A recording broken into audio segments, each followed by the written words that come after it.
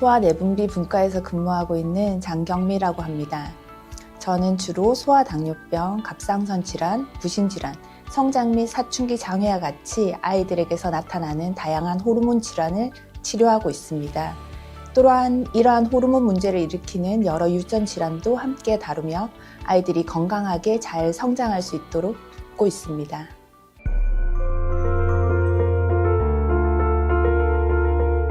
소아도 당뇨가 생길 수 있습니다. 당뇨병은 흔히 성인에서 많이 발생한다고 생각하시지만 생소하시겠지만 태어난 지 얼마 안 된 신생아 시기서부터 소아 청소년까지 어느 연령에서나 나타날 수 있습니다.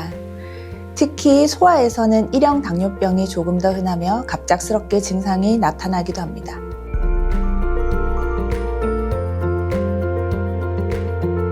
소아 당뇨병도 초기 증상은 어른과 다르지 않습니다. 물을 자주 마시고 소변을 자주 보고 갑자기 살이 빠지는 체중 감소가 흔한 증상입니다.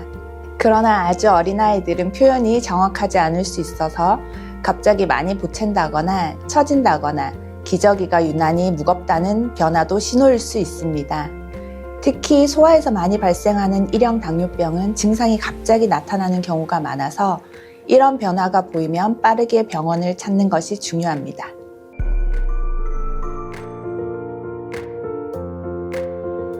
당뇨의 대표적인 증상인 3다 증상, 즉 물을 갑자기 많이 마시고 소변을 자주 보고 많이 먹는데도 살이 빠지는 증상이 있으면서 식사와 관계없이 혈당이 200mg/dL 이상, 8시간 공복 혈당이 126 이상 또는 당화혈색소가 6.5% 이상이면 당뇨로 진단할 수 있습니다. 만약 전형적인 증상이 뚜렷하지 않은 경우에는 다른 날에 다시 검사를 시행해 2번 이상 진단 기준을 만족할 때 당뇨병으로 확진하게 됩니다. 그리고 이런 진단 기준은 성인과 소아가 동일하게 적용됩니다.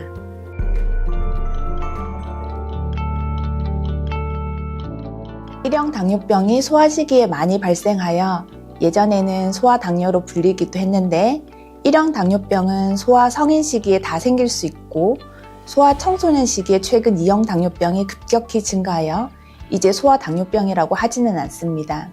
소아 당뇨병은 크게 본다면 유전성 당뇨병, 1형 당뇨병, 2형 당뇨병 등 아주 다양한 종류가 있지만 유전성 당뇨병이나 다른 이유에서 생기는 당뇨병의 비율은 매우 낮아서 대개는 1형 당뇨병, 2형 당뇨병으로 구분하게 됩니다.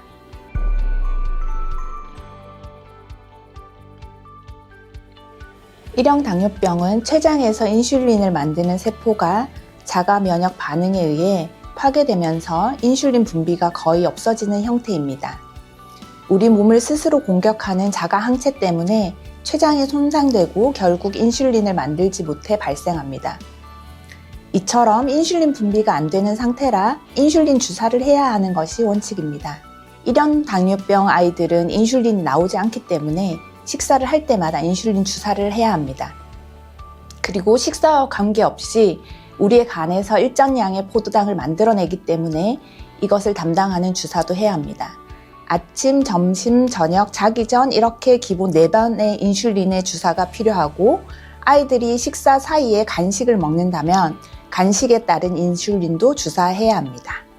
반면 2형 당뇨병은 인슐린 분비는 되지만 몸이 그 인슐린을 제대로 활용하지 못하는 인슐린 저항성 때문에 생깁니다.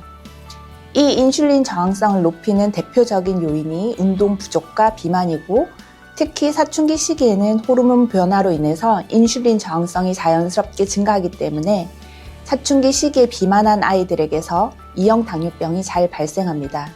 최근 서구화된 식습관과 운동 부족으로 인해 2형 당뇨병의 아이들이 폭발적으로 증가하고 있습니다. 소아 2형 당뇨병의 기본 치료는 생활습관 교정에서 시작합니다. 규칙적인 운동과 올바른 식습관을 통해 체중을 관리하면서 인슐린 저항성을 크게 줄이는 것이 목표입니다. 필요한 경우 약물 치료가 함께 이루어집니다. 무엇보다도 중요한 것이 아이와 가족이 함께 꾸준히 관리하는 것입니다.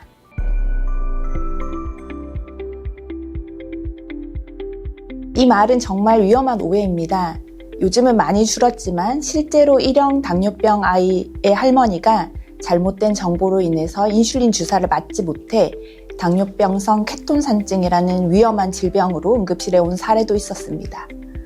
1형 당뇨병 아이들은 췌장에서 인슐린이 전혀 나오지 않기 때문에 인슐린 치료가 반드시 필요합니다.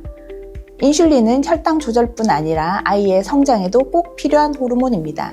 따라서 인슐린을 맞으면 평생 못 끊는다, 다른 방법을 찾아보자 같은 잘못된 소문을 믿고 치료를 미루면 아이들이 매우 위험한 상태로 응급실에 오게 만들 수 있습니다. 1형 당뇨병은 인슐린 치료가 평생 반드시 필요한 질병입니다.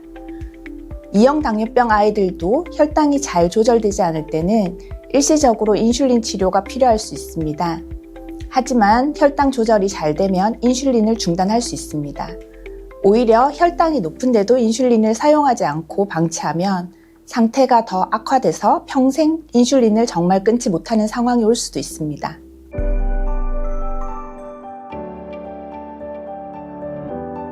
사실 혈당 관리만 잘 된다면 일상생활에는 거의 제약이 없습니다. 그럼에도 불구하고 1형 당뇨병 아이들은 식사나 간식 시간에 조금 더 신경 쓸 일이 있다 보니 또래와 비교해 스스로 다르다고 느끼며 우울감을 경험하는 경우도 있습니다. 특히 사춘기에 접어들면 감정 변화가 커지는 시기라 이러한 우울감이 더 강해지는 경우도 있습니다. 하지만 중요한 것은 1형 당뇨병이 삶의 가능성을 전혀 제한하지 않는다는 점입니다. 혈당 관리만 잘 된다면 어떤 일이든지 할 수 있습니다. 실제로 1형 당뇨를 가진 세계적인 인물도 매우 많습니다. 전 영국 총리 테레사 메이, 미국 대법관이었던 소니아, 수영 올림픽 금메달리스트 게리 홀 주니어, 그리고 국내에서 방송인 알베르토 등이 모두 1형 당뇨병을 가지고 있습니다.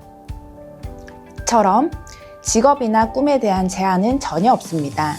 실제 저희 환자 중에서도 1형 당뇨를 진단받고 그것을 계기로 의지를 다져 의과대학에 진학한 학생도 있습니다.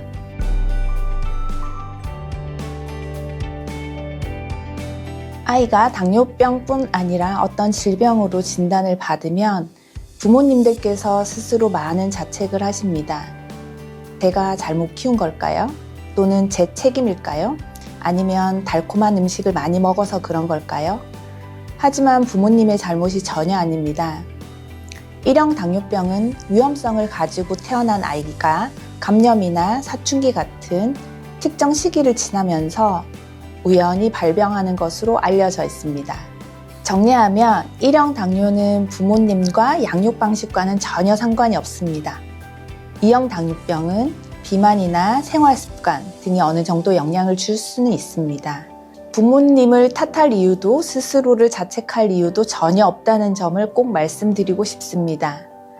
그리고 앞서 언급한 것처럼 당뇨병 때문에 못하는 일은 아무것도 없다는 점을 꼭 기억해 주셨으면 합니다. 감사합니다.